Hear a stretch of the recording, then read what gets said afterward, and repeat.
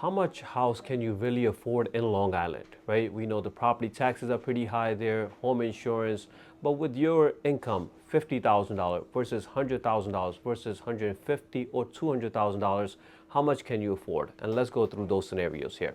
So first is that we're using $50,000 income, right? Gross income $50,000. You have no co-borrowers and you have no monthly debt, no car payment, no student loans, no credit cards, and you have around $50,000 for your down payment. And we'll use today's averages 6.65. Hopefully they come down in the next few weeks or so, but right now we are hovering around that. And in Long Island, average is around $10,000 for property taxes. There are property taxes, there are some properties that have property taxes $15,000, $18,000, and some of them are on the lower end, $8,000 or $9,000. So we're using 10 as the example. And your home insurance around $2,000 per year, and this is $10,000 per year for your property taxes. With this scenario, you can probably find a house that's going to be around $212,000. But can you really find a house in Long Island with this price?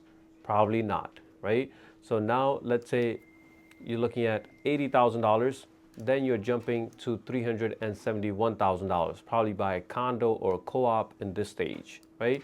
And now let's say your income increases to $100,000, and now you can afford to purchase $487,000. Still, it might be a beat up property that needs work and everything, but you can get into that range, right? So now let's say if your income is $150,000, then you can definitely purchase a house in Long Island that's going to be around $777,000. Okay, and the last example we're going to use is $200,000 income. Then you can find a luxury property that's going to be worth more than $1 million there.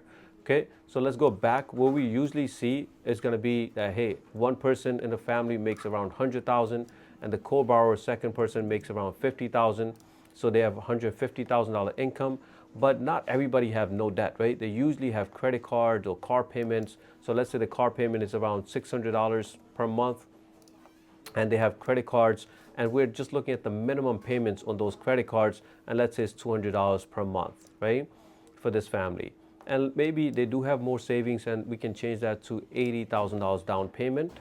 And maybe we can do this scenario where the property taxes are also on the higher end, and it's going to be $12,000, right, per year.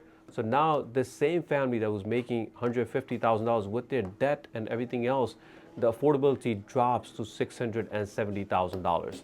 So you can see when you're trying to purchase a house or you're trying to figure out how much you can afford, it's just not the income. It's your down payment, it is your property taxes, your home insurance, so a lot of factors that go into it. If you're looking for a pre-approval, if you have general mortgage questions, please get in touch.